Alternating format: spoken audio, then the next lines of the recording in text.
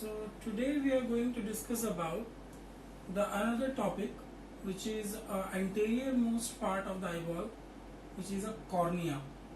So on our previous video we have seen the embryology, that how the eye develops. Let me first make one diagram here.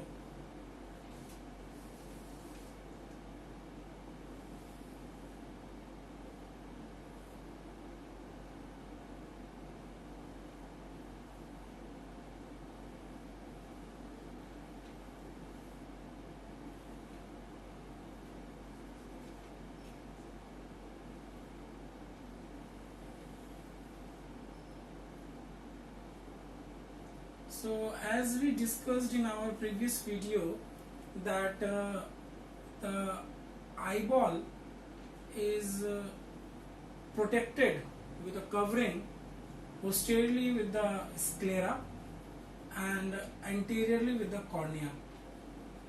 So anterior most part of the eyeball is the cornea that we are going to today discuss about.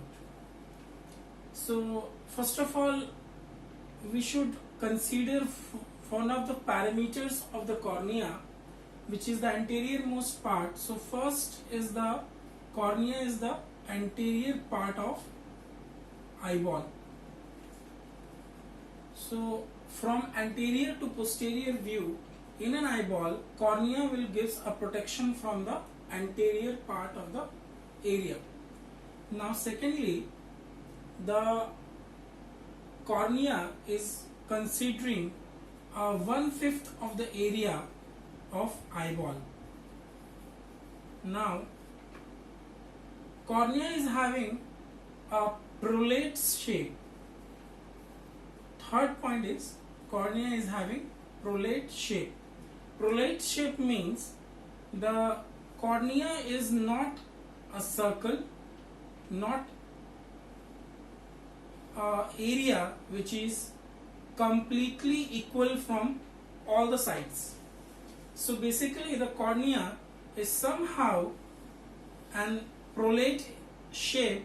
That means the horizontal diameter is greater than the vertical diameter.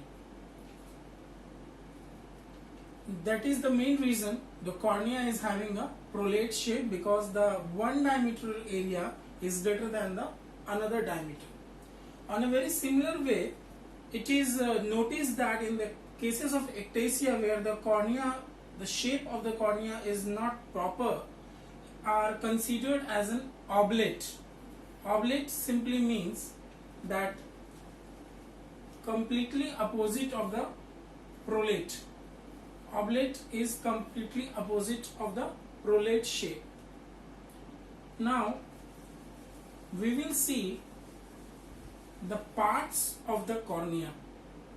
So as the cornea is having a different layers, so that can be categorized in a form where you can remember it in a very easy way.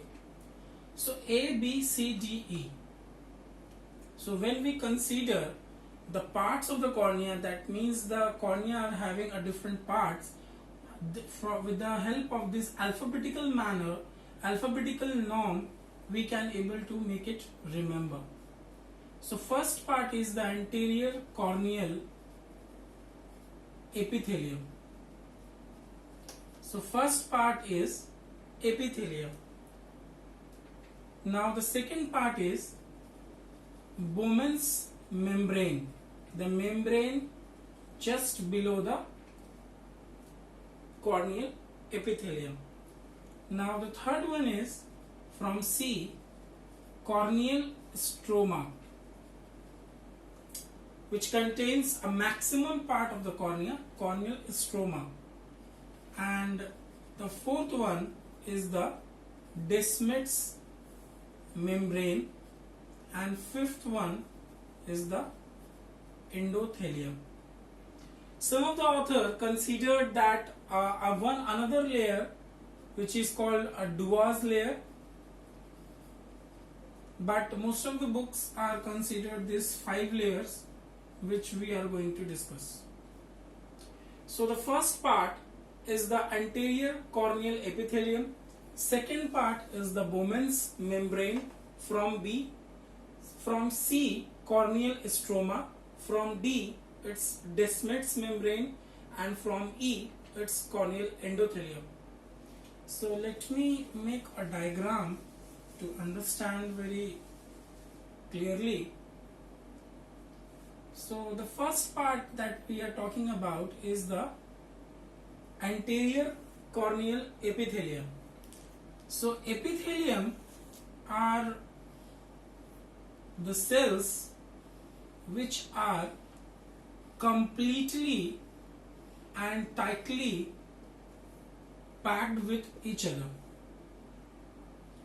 So first part is the corneal epithelium anteriorly, and the feature of the epithelium layer is these all cells of the epithelium are tightly packed with each other on a linear fashion.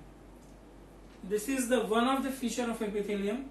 Secondly, this epithelium is a squamous epithelium and a stratified epithelium. So squamous stratified epithelium simply means that these all are flattened and tightly packed with each other.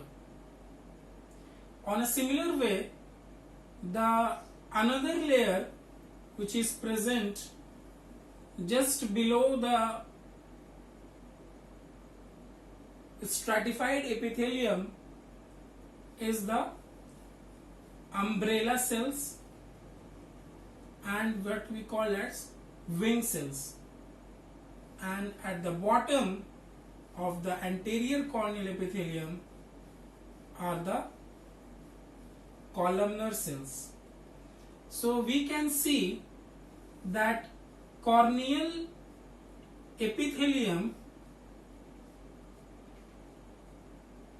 of the area contributes a 2-3 cells which are combinedly and tightly packed with each other.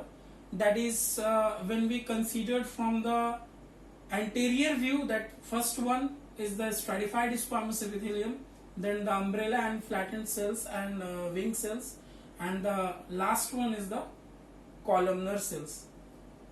Below that we have Bowman's membrane. So the area just below the corneal epithelium is the Bowman's membrane. And one thing I want to explain here in the epithelium, that this corneal epithelium is completely avascular. Avascular. That means no vessels are there. For that reason, the epithelium having a feature of regeneration for any kind of damage or any kind of trauma. So if the epithelium is having any kind of trauma or damage from here, so it can be repaired within 24 hours. Now we talk about the Bowman's membrane. Bowman's membrane does not have any layer but just a separation below, in between the corneal epithelium and the corneal stroma. Now the second layer is the Bowman's, and third is stroma. Stromal layer are made up of collagen fibers, and these all are tightly packed with a net-like fashion. So these all are tightly packed with a net-like fashion, which contributes a 90% of the thickness of cornea. So the maximum part here is the corneal stroma. Now the another layer which present just below the stroma is the Descemet's membrane. So Descemet's membrane is also an area which separates the corneal stroma with the last layer, which is called endothelium. Now the last and foremost layer is the endothelium, which is made up of polygonal cells, and these cells are having an ability of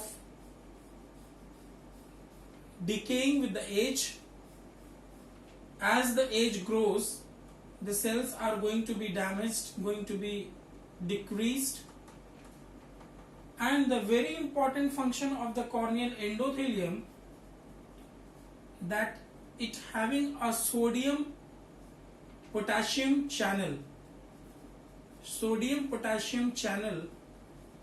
which help the complete cornea to maintain its transparency and defends any kind of disarrangement in the stromal layer. So this is the complete anatomy of the cornea, where we have seen that the layers which are present in the cornea and what are their major function.